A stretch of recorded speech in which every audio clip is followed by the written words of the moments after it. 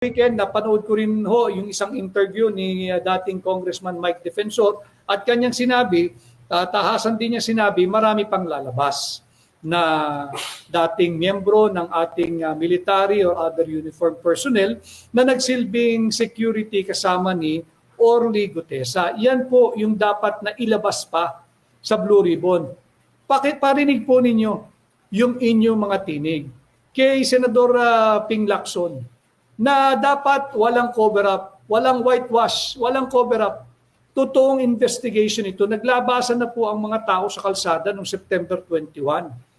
Nagpahayag na ng kanilang disgusto at ayaw ng cover-up. At yung mga kagaya ni former Marine Sergeant Orly Gutesa,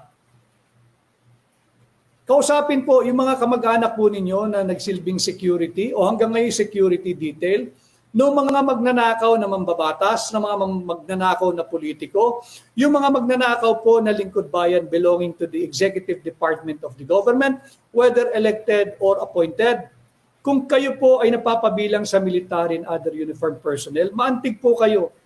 Kayo po ay nagbubuwis ng buhay, hindi para sa mga nabubuhay sa nakaw na buwis. Ang pagbubuwis po ninyo ng buhay is in upholding, defending, and respecting our